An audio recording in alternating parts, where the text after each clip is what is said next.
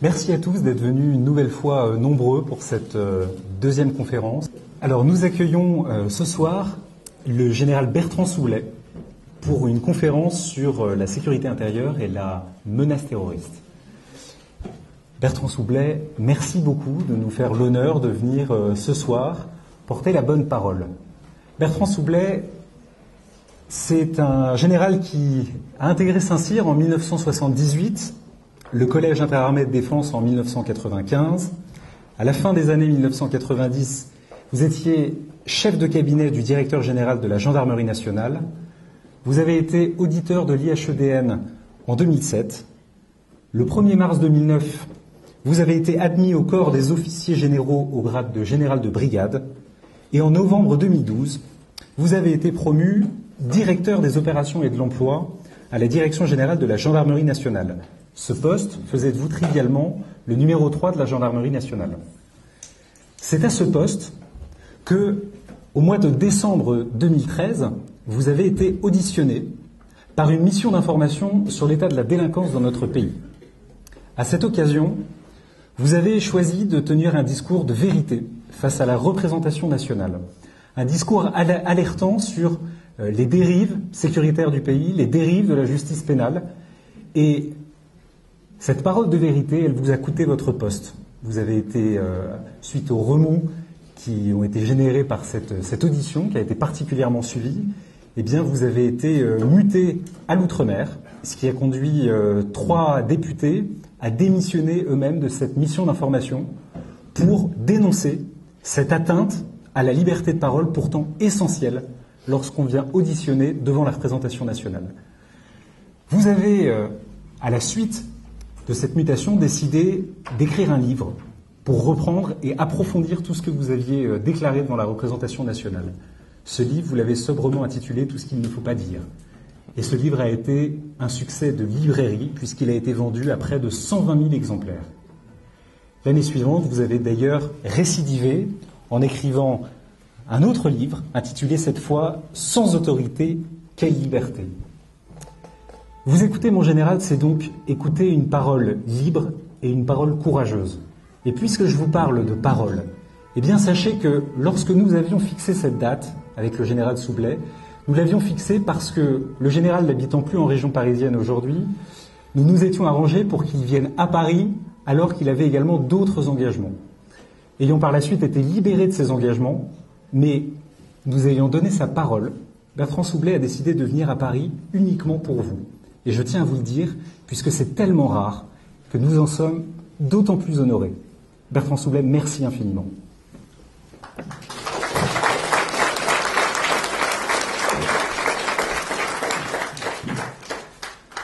Alors, puisque nous allons parler ce soir de sécurité intérieure, je vous propose de revenir un instant avec un tout petit peu plus de détails sur ce que vous avez pu dire en décembre 2013.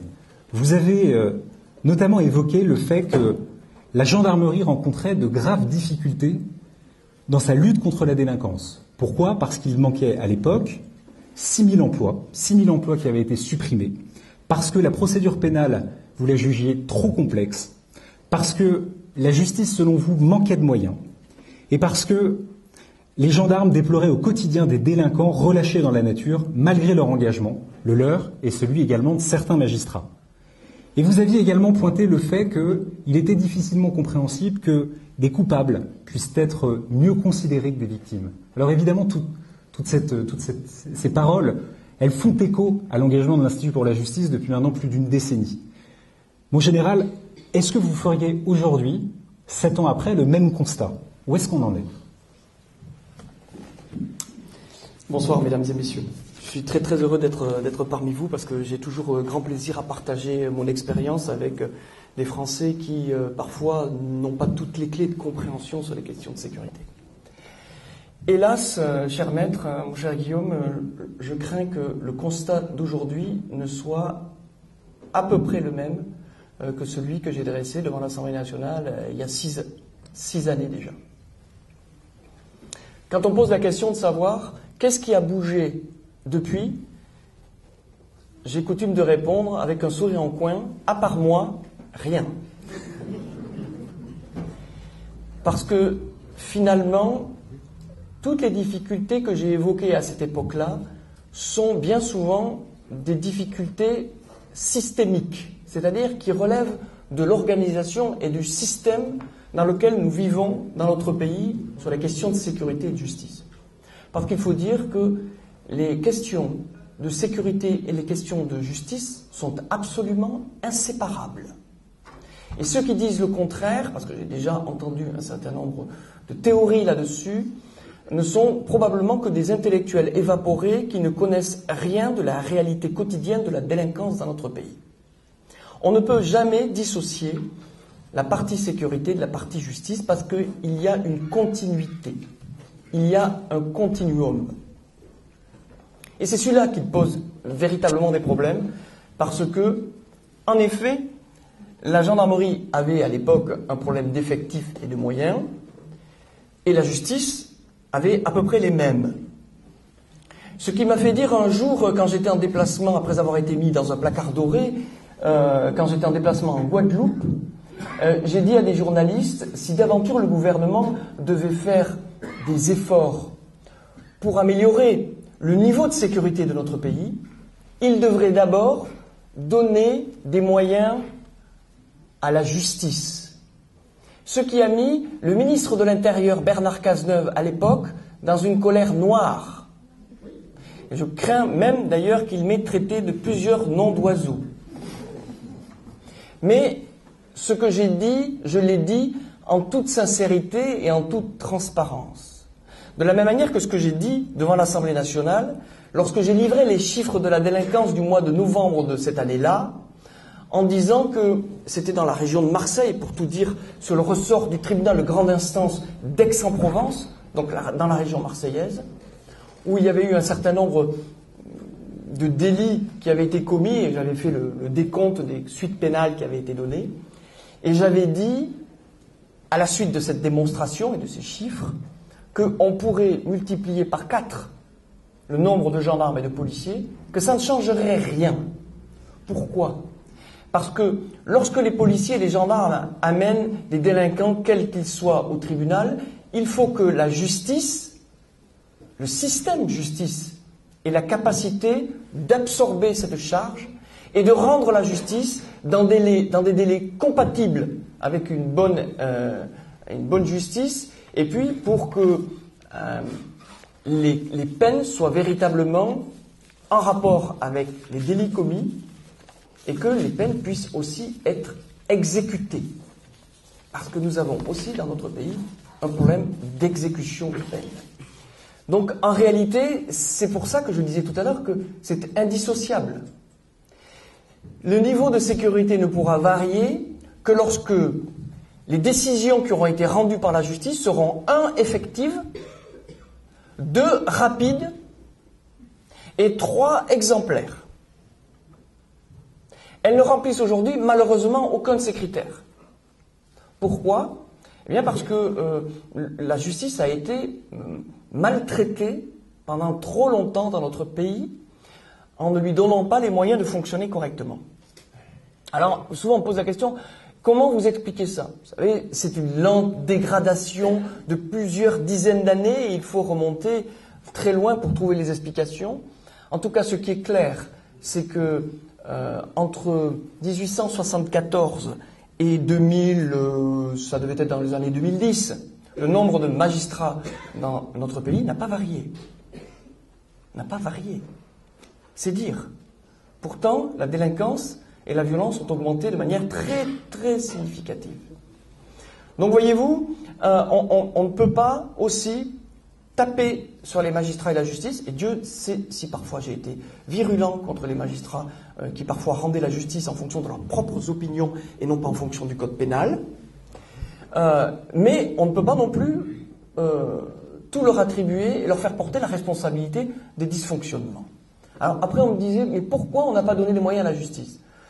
J'ai dit c'est très simple, c'est un peu caricatural, pardonnez-moi, c'est un peu mon côté militaire qui revient peut-être. La gauche considère que la répression n'est pas une politique. Et que par conséquent, il ne faut pas être répressif, mais faire plutôt de la prévention. Ce qui est une idée très noble et que je partage. On ne peut pas faire une bonne sécurité s'il n'y a pas à la fois un équilibre entre la répression et la prévention, la prévention et la répression, parce qu'il faut les mettre dans l'ordre chronologique quand même. Et donc, quand il s'agissait de donner des moyens aux tribunaux, ceci dit, quand on regarde ce qu'ils ont donné pour les moyens de la prévention, souvent, malheureusement, c'était pas non plus au rendez-vous. Donc de ce côté-là, jamais la gauche n'a fait d'efforts pour la justice. Quant à la droite, malheureusement, on est rentré souvent dans des querelles et dans des caricatures que je peux résumer ainsi. Et c'est vrai qu'il y a un fond de vérité dans tout ça. Les hommes politiques de droite, qui se sentaient parfois un peu poursuivis, un peu plus que les autres, ont dit on ne va quand même pas donner les moyens à ces gauchos de magistrats pour qu'en plus ils nous emmerdent. Donc c'est un peu caricatural, mais on n'est pas très loin de la vérité. On n'est pas très loin de la vérité. Moralité, les uns et les autres se succédant, la justice s'est arrêtée dans une situation absolument épouvantable. Ça a un petit peu changé, mais guère mieux, parce que, je prends un seul exemple, l'avant-dernier ministre de la Justice, qui s'appelait Jean-Jacques Urvoas, avant de quitter son ministère, avait mis en place un certain nombre de crédits budgétaires pour acheter des terrains pour construire des prisons. Qu'a fait Madame Belloubet et son cabinet en arrivant? Ils ont pris cet argent pour le mettre ailleurs. Ce qui veut dire que cet argent qui avait été mis de côté pour acheter des terrains, on n'a pas acheté les terrains, et quand on n'achète pas les terrains, eh bien, on recule d'autant la construction de prisons. Nous avons un véritable problème de prison dans notre pays. C'est un vrai sujet. Mais je me suis éloigné de la question qui m'a été posée, et effectivement, nous n'avons pas beaucoup évolué. Pourquoi ? Parce que nous ne sommes pas en capacité de rendre une justice dans de bonnes conditions, et que les policiers et les gendarmes sur l'ensemble du territoire national sont mis en grande difficulté dans la mesure où la procédure pénale est de plus en plus complexe. Et malheureusement, je vais le dire devant un avocat qui est juste à côté de moi, il y a beaucoup d'avocats qui se concentrent plutôt que sur de mener leur combat sur le fond et de défendre leurs clients sur le fond des dossiers, se consacrent essentiellement à démonter les procédures et à chercher les vices de forme. Ce qui veut dire que, compte tenu de la charge des unités de police et de gendarmerie et de la charge de travail qu'ils ont, souvent ils passent à côté parce que la procédure pénale est extrêmement complexe et si vous ratez certaines cases, ça vous fait tomber la totalité de la procédure. Donc ils passent beaucoup de temps, parfois ils ratent quelque chose, et quand les avocats regardent les procédures, ils vont chercher le petit truc qui va faire tout tomber. Ce qui veut dire qu'au bout d'un moment, non seulement les délinquants ne comparaissent pas devant les tribunaux, mais en plus les policiers et les gendarmes, ils finissent par devenir démotivés, parce qu'ils se disent, on consacre beaucoup de temps, on essaie de faire correctement notre travail, c'est vrai qu'on n'est pas parfait, mais nul n'est parfait, et les procédures tombent. Ce qui veut dire que, entre les procédures qui tombent, celles qui arrivent à terme, celles qui sont jugées et l'exécution des peines, il y a une déperdition qui est de l'ordre de 60 à 70%, on va dire, à peu près.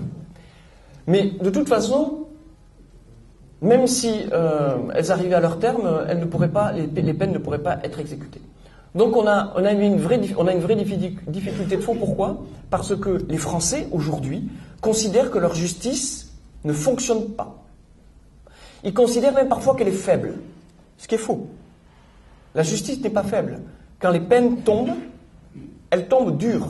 Mais, avec le système de remise de peine qui a été instauré, on va pas refaire l'histoire des lois Taubira et avant Madame Taubira, ce qui fait que, en réalité, les peines sont prononcées, elles sont souvent sévères, mais par le fait de la non-exécution de certaines peines et de la remise des peines, c'est vrai que parfois on a l'impression que, surtout les victimes, se disent mais comment ça se fait qu'ils sortent si vite de prison ?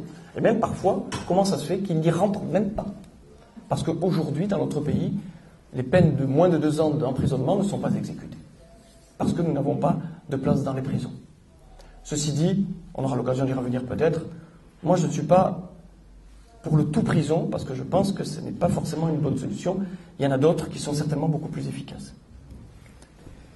Merci beaucoup, mon général. Alors, je vais, si vous me le permettez, vous citer, en citant quelques extraits de votre premier livre, pour vous relancer davantage avant de parler de la question de la réponse pénale sur ce qu'il se passe en amont. Puisque dans votre livre, vous évoquez l'existence d'instructions proprement ubuesques. Je vous cite. « Les gendarmes sur le terrain ont des instructions. Si vous arrêtez des mineurs d'origine étrangère, il faut les remettre en liberté car on n'a pas les moyens de payer un interprète. De même, si le délit de cambriolage n'atteint pas la somme de 300 €, on remet le délinquant dehors. Il continue alors son activité. La situation est tendue, très tendue. » Vous faites ici référence à ce que vous aviez dit devant la représentation nationale. Cette question-là, elle m'apparaît essentielle, puisqu'avant de poser la question de la prison et des infractions particulièrement graves, est-ce qu'on ne souffre pas d'une défaillance tout en amont qui vaut autant d'encouragement pour le début d'un parcours délinquant? Oui, absolument. C'est exactement le cas. En fait, quand j'ai dit ça à l'Assemblée nationale, je m'étais rendu sur le terrain quelques mois auparavant, et pour tout vous dire, parce que maintenant il y a quasiment prescription, c'était à Grenoble. Et c'était le procureur de Grenoble qui avait donné ces instructions. Mais pourquoi les avait-il données? Parce qu'il n'était pas en capacité de financer des interprètes pour permettre d'entendre de manière correcte les étrangers. C'était d'ailleurs souvent des mineurs, parce qu'on a un vrai sujet sur la délinquance des mineurs. Et ensuite, le tribunal était tellement encombré qu'il avait décidé de mettre des règles qui étaient les siennes, qui étaient peut-être pas forcément très bonnes, mais qui permettaient en tout cas de ne pas trop engorger son tribunal. Et c'est la raison pour laquelle il avait dit que les préjudices de moins de 300 € ne seraient même pas présentés et qu'il fallait les remettre tout de suite dehors. La difficulté que nous avons dans cette petite délinquance, qui est une délinquance quotidienne, qui est pas une délinquance qui pose une difficulté de fond dans le terme de violence, d'agression, mais qui mine notre quotidien dans notre pays, eh bien cette délinquance, elle n'est pas bien traitée. En particulier pour les mineurs. Parce que nous n'avons pas de réponse pour les mineurs. En réalité, nous n'avons qu'une réponse partielle, parcellaire. Moi, je ne voudrais pas être trop caricatural, mais je pense qu'elle est quasiment inexistante. En réalité, dans notre pays, pour les jeunes de 8, parce que vous savez, ça démarre très jeune maintenant. Hein. Vous avez des gamins à 8 ans qui sont déjà dans la délinquance. Dans certains quartiers, pas partout, Dieu merci. Mais entre 8, 12, 15 et jusqu'à 16 ans, parce qu'après c'est un tout petit peu différent, on n'a pas de réponse. La capacité de traitement de la délinquance des mineurs dans notre pays, entre les centres d'éducation renforcés et les centres éducatifs fermés, est d'environ 120 établissements. Ces 120 établissements peuvent accueillir à la fois entre 8 et 10 jeunes, sachant que dans chaque établissement, vous avez 4 fois plus d'éducateurs. Donc notre capacité à traiter la délinquance des jeunes dans des structures fermées, c'est 120 multiplié par 10. Il en faudrait 10 fois plus. Toutes ces structures, qui normalement sont pilotées, contrôlées, j'allais dire gérées, non, c'est pas géré, mais pilotées et contrôlées par la protection judiciaire de la jeunesse, ce qu'on appelle la PJJ, en fait, sont mises en œuvre par des associations dans 90% des cas. Et ces associations ne sont pas contrôlées. Et ces établissements sont très rarement contrôlés. Donc nous avons une véritable difficulté de fond. Parce que quand à 8 ou à 10 ans, on ne donne pas la bonne réponse, évidemment, les faits se reproduisent, parce que ce qui compte chez un gamin de 8 ans ou de 10 ans, c'est l'immédiateté de la sanction, même si elle n'est pas forte, et l'exemplarité pour ceux qui sont à côté. Ce sont deux vertus absolument fondamentales qui ont été oubliées. Il vaut mieux une toute petite peine plutôt que d'essayer de viser des grosses peines qui seront de toute façon, qui ne seront pas exécutées et qui n'auront aucun sens parce qu'en plus, elles interviendront très longtemps après. La vraie difficulté avec des mineurs, parce que moi j'ai eu cette expérience-là sur le terrain, parce que certes, j'ai été directeur des opérations et de l'emploi, mais j'ai aussi été sur le terrain, et quand j'étais responsable de terrain, j'allais avec les gendarmes au quotidien pour voir quelles étaient leurs difficultés, pour pouvoir leur apporter des solutions à leurs difficultés. Donc, j'ai bien vu comment ça se passait sur le terrain. Quand vous avez un gamin de 8 ou 10 ans ou 12 ans que vous amenez, quand vous l'amenez, chez le juge pour enfants, il a un rappel pour là, c'est pas bien, ça va recommencer, il ne faut pas que tu recommences, qui recommence 2 jours après, et que la fois suivante on lui dit la même chose, que la 4e ou la 5e fois on lui dit tu vas aller en prison, c'est pas bien, on va te mettre un éducateur, donc l'éducateur il le prend en compte, finalement le gamin il voit bien qu'il n'y a rien qui arrive. Donc il s'en fout complètement. Il se rend compte de toute façon, s'il fait une bêtise, il pourra continuer à la faire, à continuer à... Et tous ces gamins-là, s'ils étaient pris en compte dès le début, sur une petite sanction, TIG par exemple, les travaux d'intérêt général, c'est-à-dire réparer les bêtises qu'ils ont faites, et puis rendre service à la collectivité, eh bien je pense qu'on en sauverait quelques-uns. Or là, on les conforte dans leur chemin de délinquance. Et tous ces gamins-là, ça finit par devenir les clients des commissariats de police et des brigades de gendarmerie pendant les 40 années qui suivent. C'est ça la vérité. Or là, nous avons un devoir moral vis-à-vis de la jeunesse, pas de la jeunesse, toute la jeunesse, mais en tout cas de celle-là, parce que je pense que si on prenait, alors il y a évidemment l'ordonnance de 45, tout le monde en parle, mais personne ne touche jamais.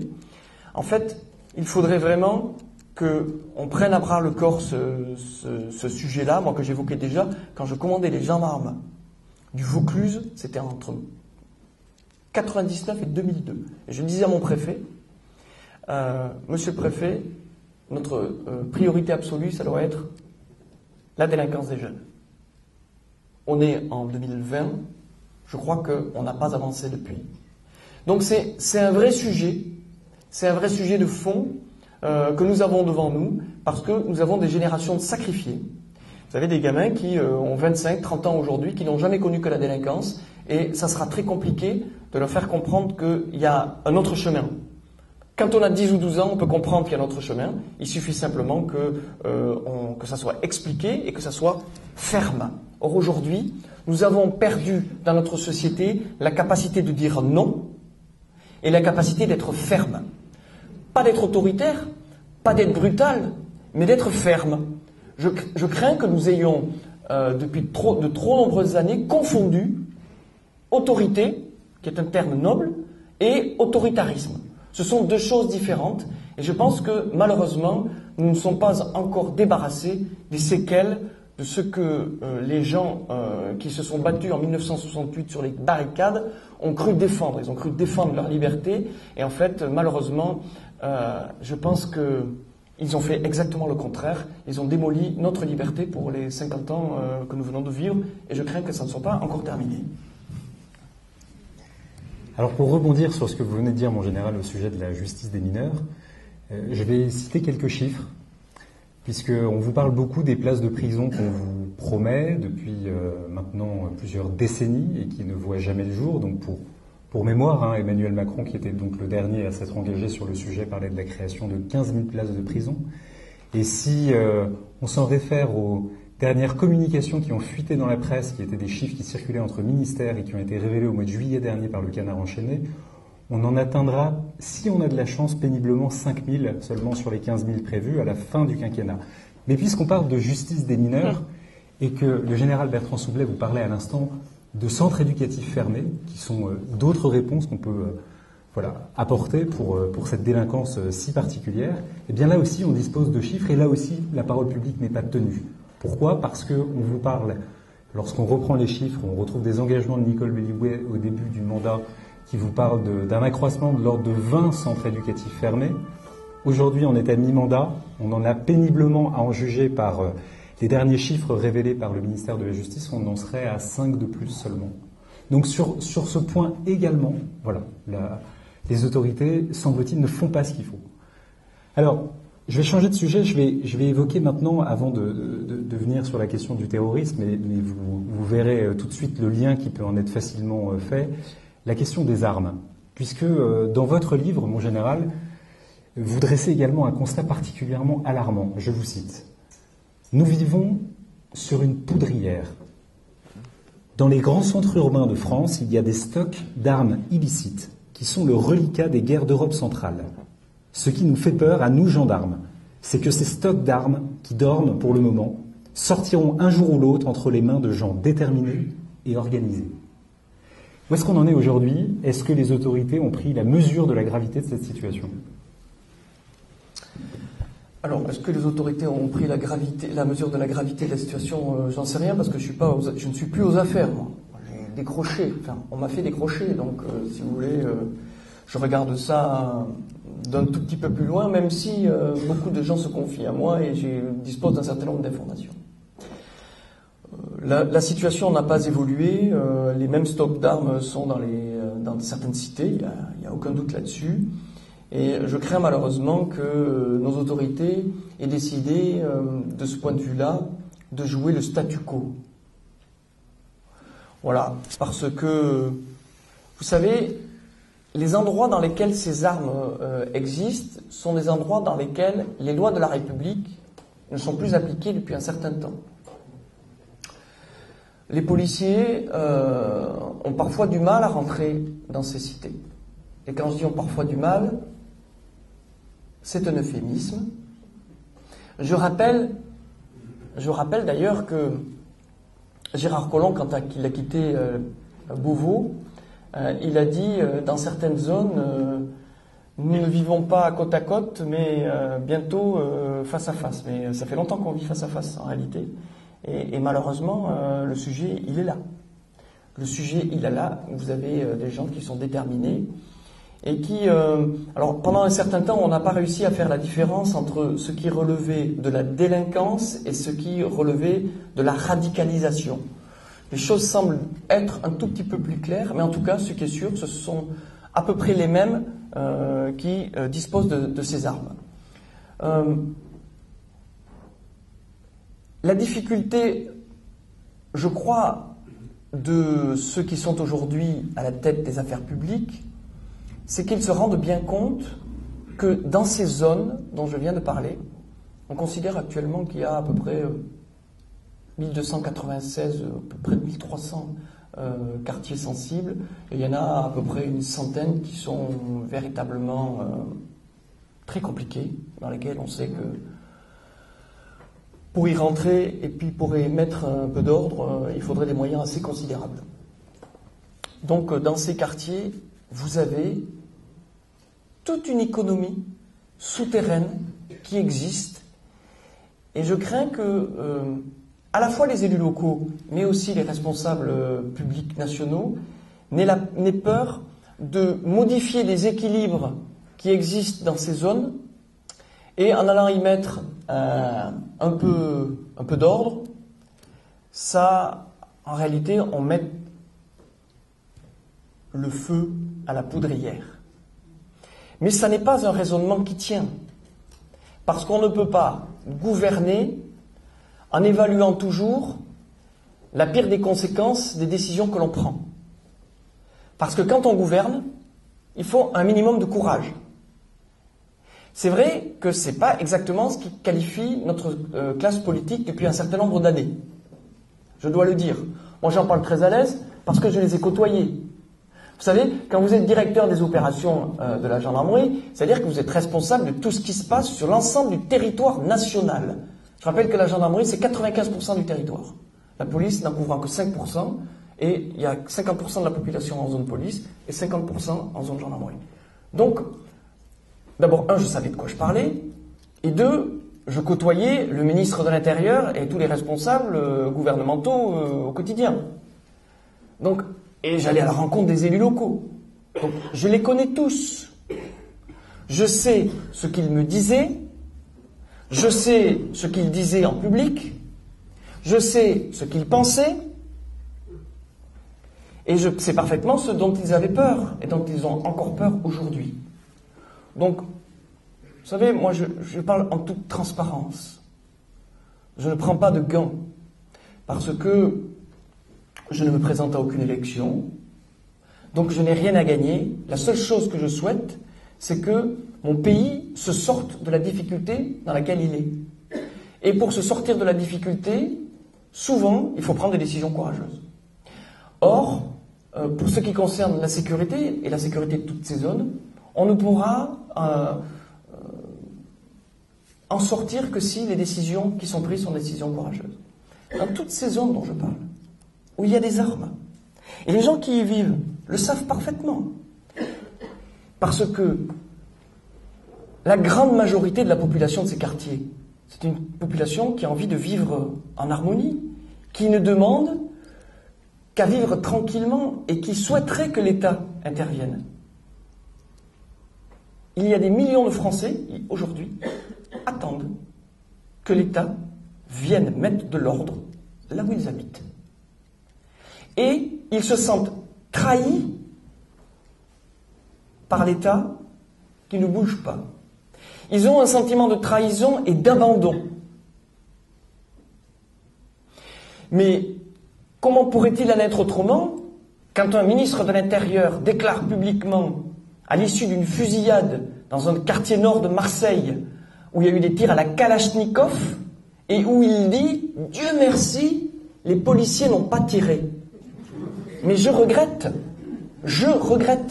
quand on s'exprime sur le territoire de la République, avec des armes de guerre, et qu'on n'obtempère pas aux ordres, aux injonctions de l'autorité publique, pardonnez-moi, mais il faut tirer. Pas n'importe où, pas n'importe comment. Je rappelle que les policiers et les gendarmes sont des professionnels. Et ils ne font pas n'importe quoi. Mais on ne peut pas encourager ceux qui sont chargés de protéger notre société à ne pas tirer devant des gens qui menacent la sécurité de leurs concitoyens en tirant à l'arme de guerre dans des quartiers de d'autres pays. Tant que nous en serons là, et que personne ne voudra intervenir pour aller chercher ces armes là où elles sont dans les caves de certains quartiers, eh bien je crains que malheureusement notre situation ne s'améliore pas. Et plus on attendra, plus ça sera douloureux et plus ça sera compliqué d'y aller. Et je le dis souvent, je ne veux pas être anxiogène ni alarmiste. Le jour où on aura décidé de mettre un terme à ces agissements, ça ne sera pas gratuit. Et je pense qu'il y aura malheureusement du bilan en termes de morts et de blessés. Il ne peut pas en être autrement. Il ne peut pas en être autrement. Ça n'est pas possible. Mais pour ceux que ça intéresse, je vous invite à aller sur Internet.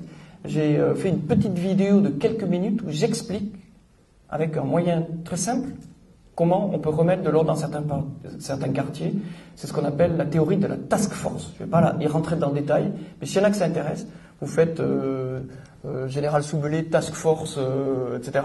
Ça sort tout de suite parce qu'elle a été vue, je ne sais pas combien de centaines de milliers de fois. Donc, et tout le monde commence à se dire « Ah mais oui, finalement, c'est pas idiot ». Mais moi, ce que je propose, c'est pas un truc de fou furieux où on va faire de la violence, de la brutalité, etc. C'est simplement une solution pragmatique que nous avons déjà jouée quand j'étais directeur des opérations et de l'emploi de la gendarmerie. C'est ce qu'on appelait les zones de sécurité prioritaires. Vous avez entendu parler. Sauf qu'on n'a pas été au bout de la logique. Et on n'a pas été jusqu'au bout du raisonnement. Eh bien, en allant au bout de la logique et du raisonnement, et en évitant de faire du saupoutrage partout sur la France pour faire croire aux Français qu'on fait quelque chose alors qu'on fait rien du tout, eh bien, si on fait ça, je pense que on peut régler un certain nombre de difficultés. Et quand on en aura traité 3 ou 4, je peux vous dire que ça va se savoir. Et que finalement, il y en a quelques-uns qui vont commencer à se calmer. Voilà. Parce que, en réalité, je le disais tout à l'heure, l'exemplarité, Vous savez, dans notre pays, l'exemplarité a disparu. Je ne parle pas de celle des hommes politiques, mais l'exemplarité, en tout domaine, a disparu. Pourtant, c'est là-dessus que repose, dans une société, la transmission. Parce que nous sommes là tous pour transmettre quelque chose. Et si, pour transmettre, on n'est pas exemplaire, ben on ne transmet pas grand-chose.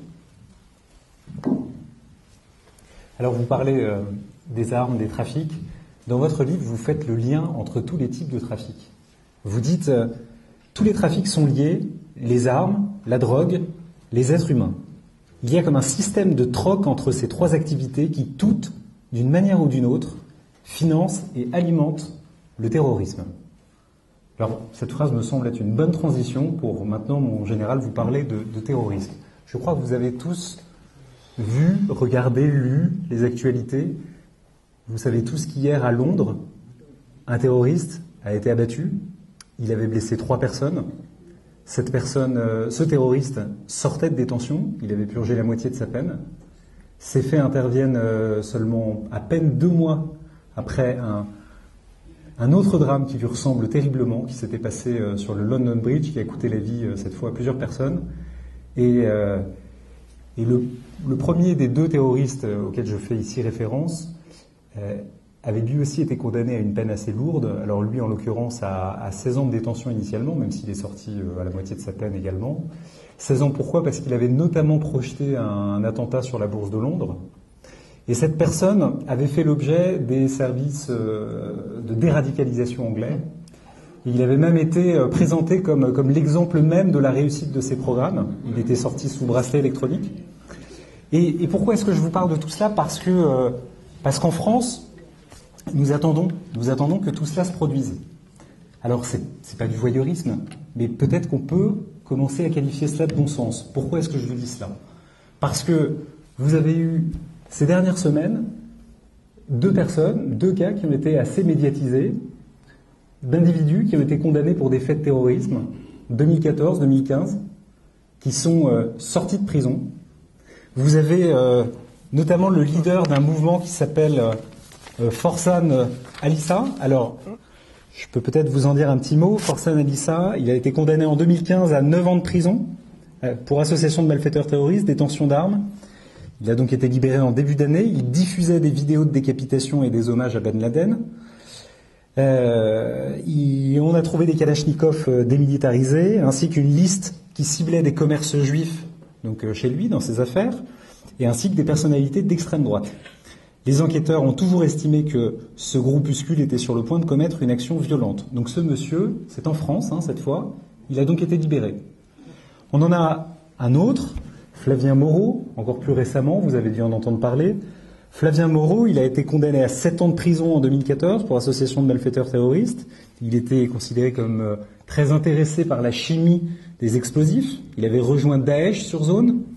Son ancien avocat lui-même parlait de lui en disant qu'il s'agissait d'une personne virulente, étanche à toute remise en question. En détention, il a refusé de se soumettre au programme qui est celui d'évaluation de la radicalisation.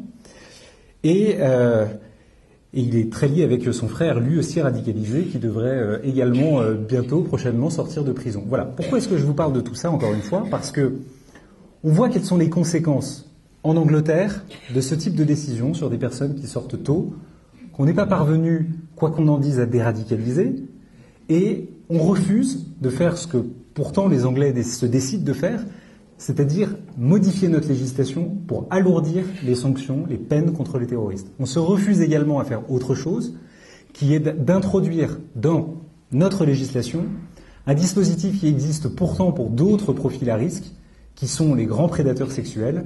Je veux parler ici de la mesure de rétention de sûreté. Alors lorsqu'on parle de rétention de sûreté, dans la presse, on a beaucoup parlé de rétention administrative, en disant voilà, tous les fichiers S, avant un procès, on va les enfermer, etc. Je ne vous parle absolument pas de ça. Je vous parle d'un dispositif qui existe aujourd'hui depuis 2008, qui existe pour les prédateurs sexuels et qui permet, à l'issue de la peine d'un individu qu'on considère comme encore extrêmement dangereux, d'être placé dans un centre de rétention de sûreté et de voir sa situation examinée chaque nouvelle année. Ce qui est en jeu ici, c'est notre capacité de suivi d'individus qui présentent une réelle dangerosité. Et ce qui est en jeu ici, c'est le risque de récidive associé à des personnes qui mènent un combat qui s'inscrit dans un temps long et un temps qui ne correspond pas autant judiciaire. Le général tout à l'heure a évoqué la jungle des règles d'application des peines dans notre pays qui font qu'aujourd'hui, lorsqu'on applique un certain nombre de dispositifs, alors ce n'est pas exactement vrai pour les infractions terroristes, mais pour le droit commun, à un peu plus du tiers de la peine, vous pouvez sortir de prison. Pour les terroristes, ce n'est pas complètement vrai puisque certains de ces dispositifs ont commencé à être reniés. Mais à mi-peine, c'est parfaitement possible de sortir aujourd'hui. Alors, cette digression a été un petit peu longue, mais mon général, vous l'aurez compris, nous sommes très inquiets aujourd'hui sur cette question du terrorisme. Qu'est-ce qui était fait à l'époque où vous étiez en poste? Qu'est-ce qui se préparait dans les couloirs du pouvoir? Et qu'est-ce qu'aujourd'hui vous entendez et vous pouvez nous dire, soit de ce qui est fait, soit de ce qu'il faudrait faire? Alors, vaste sujet que le terrorisme. Parce que c'est toujours pareil, ça dépend de ce qu'on entend par terrorisme.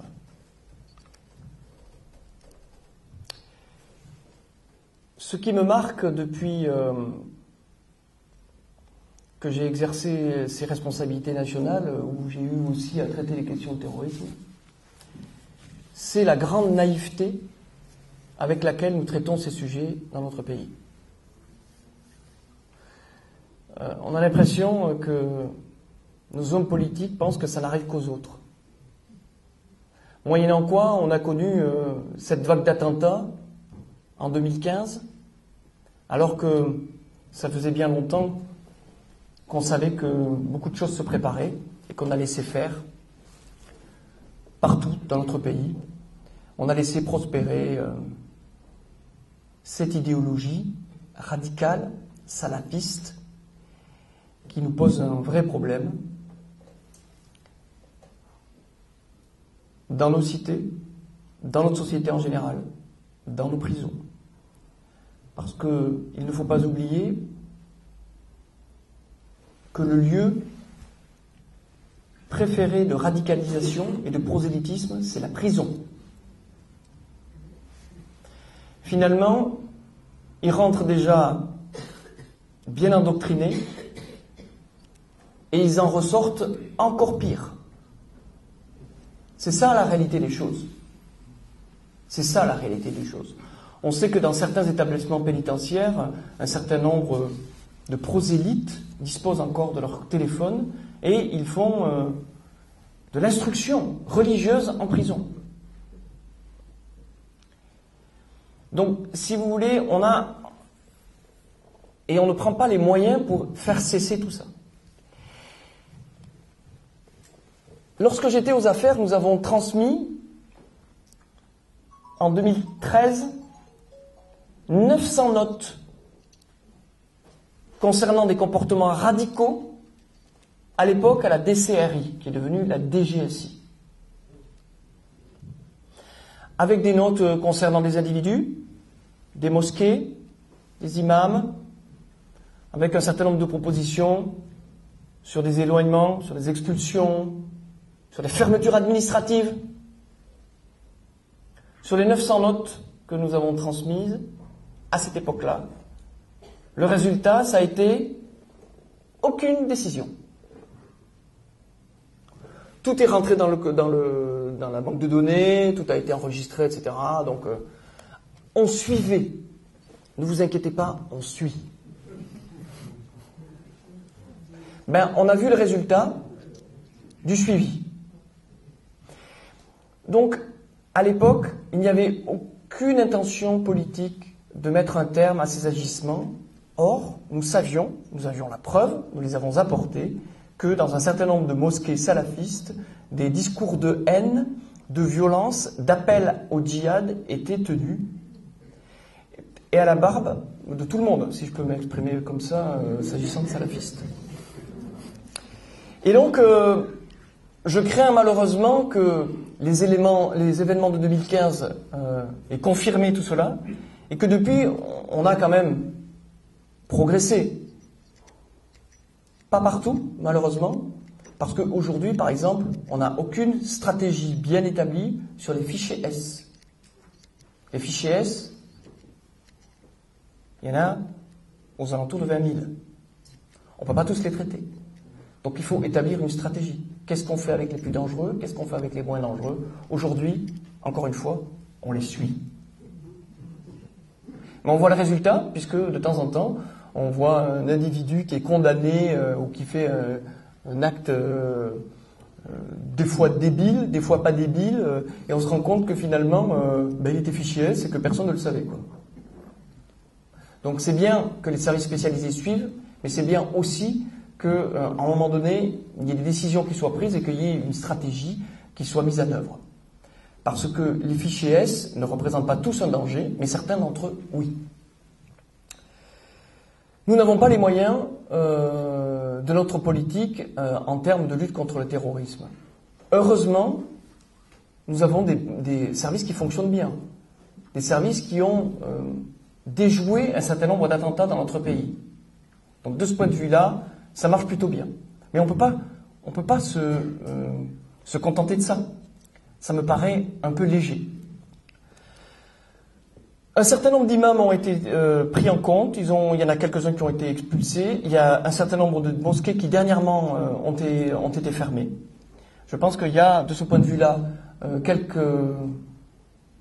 mesures qui ont été prises. Ceci dit, ça n'a malheureusement pas l'ampleur que ça devrait avoir, parce qu'on devrait être extrêmement ferme, extrêmement rapide en termes de réaction par rapport à certains prêches qui sont faits le vendredi dans certaines mosquées, et on devrait expulser ces imams qui sont étrangers et fermer les mosquées dans la foulée. On ne le fait pas par peur des représailles, ou des représailles entre guillemets, c'est-à-dire des réactions des uns et des autres. Tout ça n'a pas de sens, parce que malheureusement, en laissant faire, on encourage ceux qui, aujourd'hui, prônent le détricotage de nos principes démocratiques. Parce que c'est ça. C'est notre démocratie qui est en danger avec tout ça. Alors, il y a plusieurs, vous savez, le terrorisme, il se fait sous plusieurs formes. Il y a le terrorisme violent, et puis il y a un terrorisme qui n'est pas finalement très violent. Et je pense qu'il est aussi, on ne peut pas le qualifier véritablement de terrorisme, mais moi je pense qu'il est aussi efficace que le terrorisme violent. C'est en particulier la posture des frères musulmans, qui aujourd'hui ne prônent pas la violence, considèrent qu'il vaut mieux se fondre dans la société et puis faire évoluer au fur et à mesure les structures normatives, la norme sociale. Ce terrorisme-là me paraît beaucoup plus dangereux que les attentats qu'il pourrait y avoir. Les attentats, c'est terrible, c'est monstrueux, c'est inhumain, ça tue. Mais ça a une vertu, c'est que ça vous met l'ennemi en face de vous. Quand vous avez en face des gens normaux, ou à peu près, mais qui sont en train de faire varier et de faire modifier la norme sociale, comment le font-ils? Habitudes alimentaires, habitudes vestimentaires, propos tenus un peu partout, salles de sport, notamment les salles de boxe. Tout ça fait propager des principes qui n'ont rien à voir avec notre culture et notre société. Et c'est ça qui ouvre la porte à un tas de petits jeunes qui n'ont strictement aucune perspective d'avenir et qui s'engouffrent là-dedans. Pour peu qu'ils aient un imam et qui regardent de temps en temps Internet avec des vidéos de l'État islamique ou de Daesh, eh bien vous avez là même des bombes en puissance. Le sujet, il est là. Le sujet est là. C'est pas. Moi aujourd'hui, je vais vous dire, je n'ai pas peur. Je n'ai pas plus peur des attentats, ou j'ai moins même peur des attentats, que de ce qui est en train de se préparer et de se jouer dans un certain nombre de nos quartiers. Ça, oui, c'est un vrai sujet. Le terrorisme dans notre pays n'est pas très structuré en réalité. On n'a pas de réseau terroriste structuré. Dieu merci. Mais on a été, encore une fois, d'une grande naïveté, parce que quand dans les années 90, vous avez eu tous ces gens qui sont venus issus des GIA, et du Front islamiste du salut, qui ont été des Français, qui ont été dans des camps à la frontière afgha-pakistanaise, qu'on appelait le camp des Algériens, qui sont revenus dans notre pays, à qui on n'a rien dit, qui sont revenus faire leur vie chez nous. Ah ben, tous ces gens-là, ben, ils ont distribué la bonne parole et puis ils ont fait partie de ces exemples, de ces gens qui avaient été au djihad et qui, pour ces jeunes désœuvrés, ont constitué des modèles. Et il y a des générations qui ont été abreuvées de cette espèce d'héritage. Ça, c'était les années 90. Et ça, c'est quoi? C'est Bruxelles, c'est Molenbeek, c'est Roubaix, c'est Lyon, c'est la région parisienne. Il y a eu, là, à ce moment-là, des réseaux qui ont fait propager toutes ces théories d'une autre société qui était différente de la nôtre. Et nous n'avons pas réagi. Et le résultat de tout ça, c'est quoi? Et c'est Mohamed Merah. Tout simplement. Donc partout en France, il y a ce terreau. Et ce terreau, malheureusement, il vient à... il s'attaque à tous ces jeunes. C'est un terreau très favorable pour tous ces jeunes qui n'ont pas de perspective d'avenir. Et nous n'avons rien, malheureusement, à leur offrir. C'est la raison pour laquelle moi je me suis battu. Tout le monde m'a pris pour un fou. Mais malheureusement, je persiste et je signe. Je pense qu'il faut revenir au service national. Et tous ces jeunes-là, il faut les mettre dans un endroit, leur expliquer qu'il y a un drapeau qui s'appelle bleu, blanc, rouge, qu'il y a liberté, égalité, fraternité, que dans notre pays, il y a des racines, il y a une histoire, que tout ça, ça s'apprend et tout ça, ça se respecte. Et quoi de mieux que de mettre tous ces jeunes ensemble et de leur faire vivre une expérience? Parce que vous observerez qu'il y a eu, vous pouvez peut-être pas l'observer, mais je vous le dis parce que ça a été observé, qu'il y a eu un phénomène d'accélération dès que la conscription a été suspendue. Il y a un certain nombre de jeunes qui étaient, que l'on arrivait à rattraper parce qu'on les mettait dans le melting pot. Et qu'on arrivait à leur redonner une chance, on arrivait à leur redonner une perspective d'avenir. Or, aujourd'hui, il n'y a plus tout ça. Et tous ces jeunes-là, qui autrefois pouvaient être rattrapés, parce que aussi le service national permettait de passer les permis de conduire, de faire un bilan de compétences, puis parfois d'être relancés, d'avoir de nouvelles références et d'être relancés. Aujourd'hui, il n'y a plus tout ça. Donc tous ces jeunes désœuvrés, oisifs, eh bien, ils sont perméables à toutes ces théories, parce qu'en plus, comme ils sont d'origine étrangère, ils ont dans notre pays, je vais être un peu vulgaire, les fesses entre deux chaises. Et ils ne savent pas exactement à quel monde ils appartiennent. Et si on avait un moment pour leur dire, mon gars, t'appartiens à ce monde-là, on compte sur toi, parce que ce qui compte aujourd'hui, c'est bleu, blanc, rouge, et c'est aujourd'hui ton pays, parce que sinon, c'est une autre affaire, il faut que tu ailles autre part. Eh bien, depuis la fin de la conscription, c'est-à-dire 1996, la situation a empiré. Et malheureusement, tous ces jeunes qui, autrefois, pouvaient avoir un petit espoir de s'en sortir, eh bien, ils ne l'ont plus. Donc, c'est le jeu de toutes ces organisations terroristes qui ont bien senti qu'il y avait là toute une population désœuvrée qui était en attente de quelque chose. Et ils satisfont à cette attente. Et nous, dans notre pays, qu'est-ce que nous leur donnons comme perspective?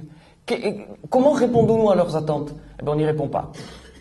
Moralité, eh bien, malheureusement, je crains qu'encore pour quelques années, il y ait ce terreau encore favorable et tous ces jeunes qui vont croire que, eh bien, en épousant les thèses islamistes, eh bien, ils auront, en se sacrifiant comme martyrs, 77 vierges au paradis.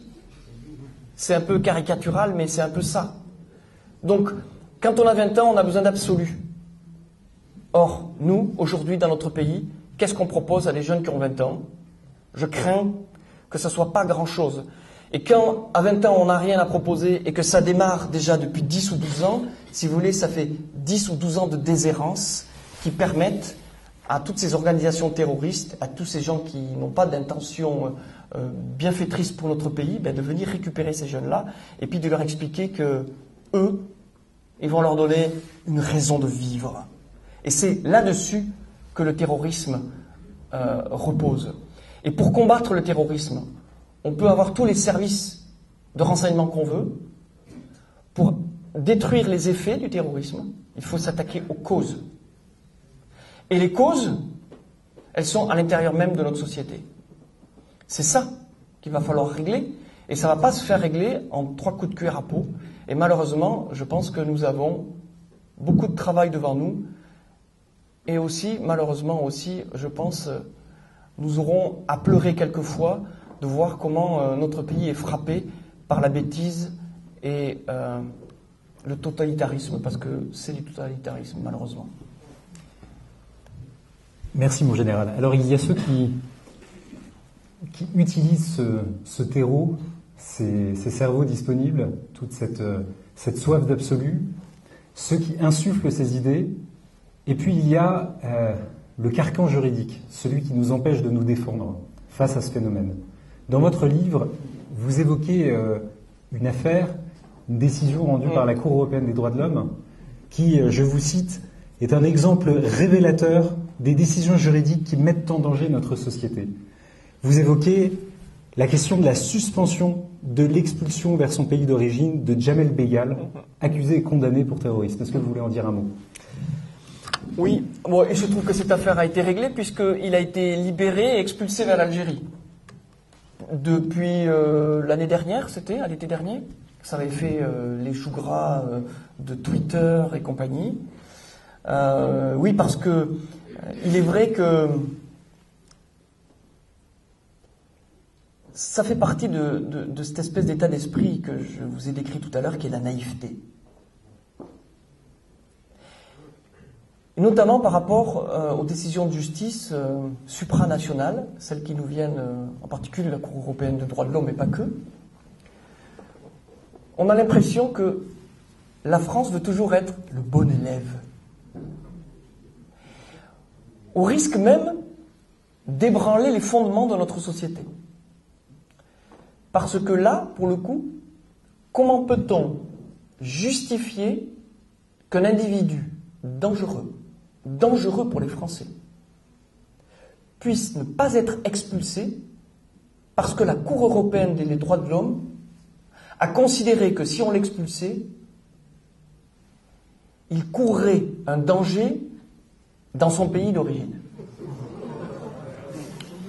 J'ai eu cette discussion sur l'antenne d'Europe 1 avec Serge July, Olivier Duhamel, il y avait 2 ou 3 autres journalistes, pas piqué des hannetons, et ils ont été extrêmement surpris de ce que j'ai dit.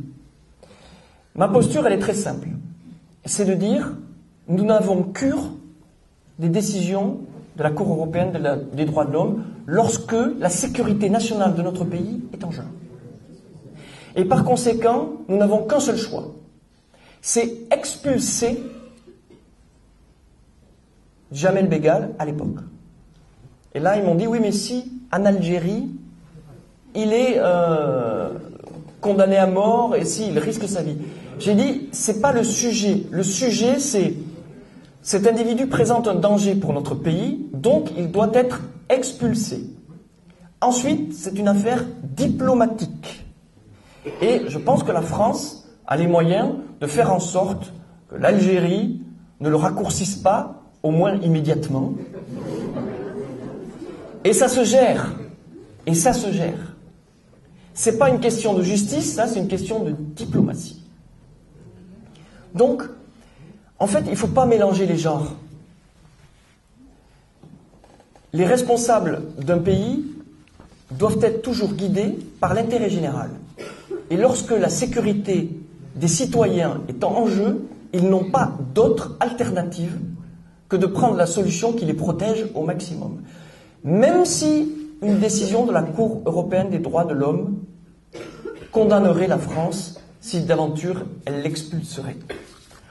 Moi, je fais partie de ceux qui croient que régulièrement, lorsque la Cour européenne des droits de l'homme ou la CJUE, la Cour de justice de l'Union européenne, rend des décisions, nous pouvons aussi leur dire que nous prenons acte de leurs décisions, mais qu'elles ne correspondent pas au projet de société de la France et que par conséquent, peut-être un jour, on ira dans ce sens-là, mais que pour l'instant, notre arsenal juridique national prévaut. Je ne vois pas où est la difficulté. Il y a beaucoup d'autres États qui le font. Pourquoi nous ne le faisons pas? C'est cette espèce de manie permanente de non seulement d'être le bon élève avec l'Union européenne, mais parfois même d'en rajouter. Parce qu'on en rajoute. Je prends un seul exemple. Directive sur le chocolat. Elle sort de Bruxelles avec 2 pages. Elle sort de l'administration française 20 pages. Donc ne disons pas toujours que c'est l'Europe. C'est aussi nous. Donc prenons nos responsabilités et puis faisons en sorte que la sécurité des Français soit assurée envers et contre tout. Mais de ce point de vue-là, nous avons encore des progrès à faire parce que, comme le disait Maître Janson tout à l'heure, je crois qu'il y a un certain nombre d'évolutions sur le code pénal à prendre, sur les sanctions et sur les peines encourues par ceux qui se livrent à du terrorisme. Je pense que, moi j'avais fait un certain nombre de propositions sur une tribune dans le Figaro il y a très longtemps maintenant, en disant que, notamment, tout ce qui concerne les peines qui étaient prononcées autrefois en cas de guerre sur la question de trahison, voilà, je pense qu'on peut les réadapter pour ceux qui, j'allais dire, pratiquent ou s'adonnent, entre guillemets, au terrorisme, parce que le terrorisme, c'est une sorte de trahison pour notre pays. Et comme les peines de cette nature, les peines encourues sont de plus de 30 ans de réclusion, moi je trouvais que c'était plutôt un bon quantum. Et malheureusement, je n'ai pas été entendu, mais je pense que ce sujet reviendra un jour sur le tapis parce que ça me paraît extrêmement important de dire clairement à la face du monde que nous, dans notre pays, on ne tolère pas que la sécurité des Français soit malmenée de cette manière-là, y compris lorsque nous avons de mauvaises décisions ou des décisions contestables de la Cour européenne des droits de l'homme, qui est une institution absolument respectable, mais la sécurité des Français est encore plus respectable. Merci mon général. Alors,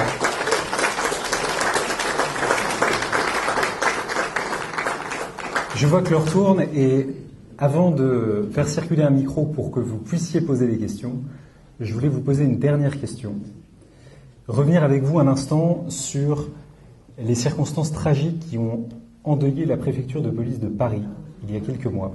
L'attentat perpétré par Michael Harpon, qui a dû, vous, homme en charge de la sécurité intérieure de notre pays, particulièrement vous affecter. J'ai pu lire l'une de vos interventions qui avait été publiée sur Boulevard Voltaire, et je voulais citer une phrase et vous permettre de réagir. Les institutions et les administrations sont confrontées à la présence d'individus sensibles aux causes islamistes et salafistes, mais nous sommes face à un véritable déni. C'est un vrai sujet, mais il n'est pas nouveau, tout le monde le connaît, mais personne ne sait le traiter correctement. En général, que faut-il faire ? Ouais, que faut-il faire ? Vous savez, moi je fais pas partie de ceux qui disent il n'y a qu'à Faucon. Hein. C'est un peu facile, mais c'est vrai que cette situation-là est connue depuis bien longtemps.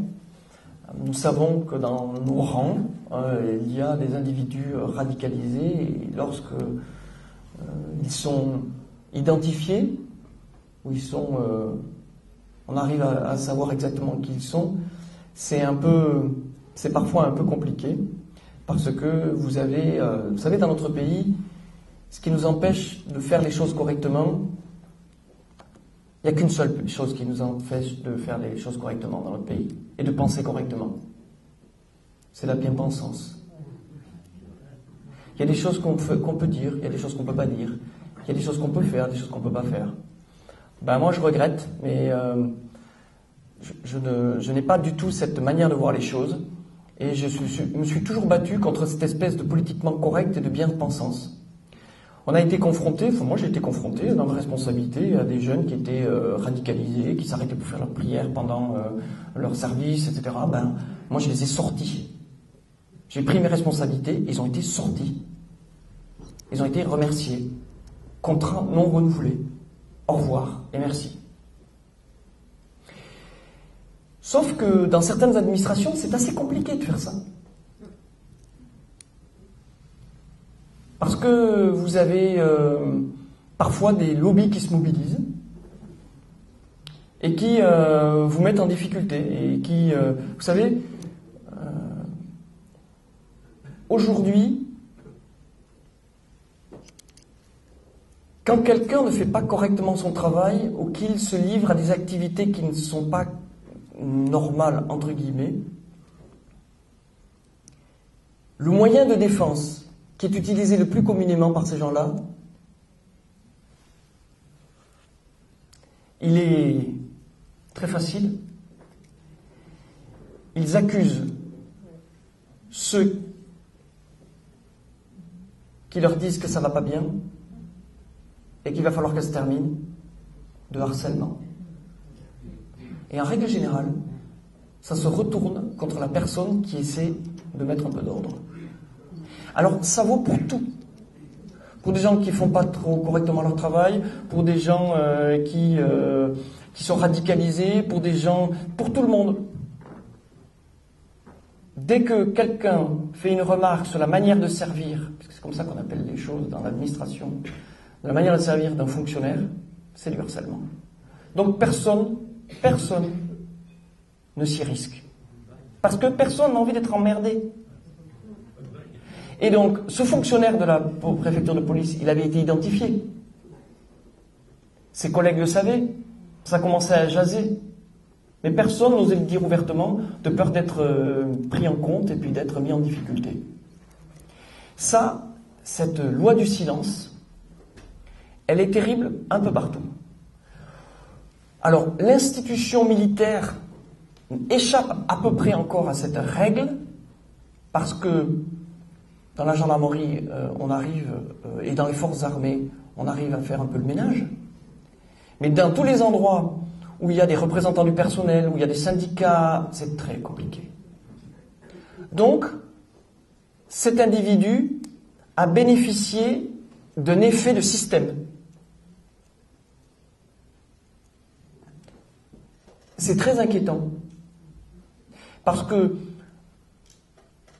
on peut se dire qu'aujourd'hui, dans notre pays, se passent des choses au vu et au su de tout le monde. Et pour ne pas être mis en difficulté, tout le monde se tait. C'est exactement ce qui s'est passé à la préfecture de police. Moi, ça m'a bouleversé parce que, évidemment, il y a eu un certain nombre de morts et de blessés qui sont blessés à vie. Parce que bon, quand on a connu ça, on s'en remet jamais. Et ce sont des situations qui auraient pu être évitées. Elles peuvent être évitées parce que, normalement, dans une administration qui fonctionne, eh bien, il y a des systèmes de contrôle, il y a un système disciplinaire, et il doit fonctionner. Or, aujourd'hui, pour la raison que je viens d'indiquer, il ne fonctionne pas. Donc c'est inquiétant, mais bon, il ne faut pas non plus exagérer, parce que là, maintenant, il y a eu une lumière, un clignotant rouge qui s'est allumé. C'est dommage qu'on soit obligé d'attendre des morts pour réagir. En tout cas, ce qui est sûr, c'est que je pense que dans d'autres endroits, il va se produire à peu près la même chose. J'espère que ça va réagir et que les administrations vont réagir, mais en tout cas, ce qui est sûr, c'est que des individus de cette nature, il n'y en a pas qu'à la préfecture de police, il y en a un peu partout dans l'administration. Moi, j'ai eu des témoignages, parfois de hauts fonctionnaires, autour d'eux, c'est-à-dire déjà dans un niveau assez important, qui avaient déjà décelé des comportements de cette nature, et même la preuve que si un jour certaines personnes investies de responsabilité, devaient choisir entre la patrie française, le drapeau bleu, blanc, rouge, et leurs origines, choisiraient leurs origines.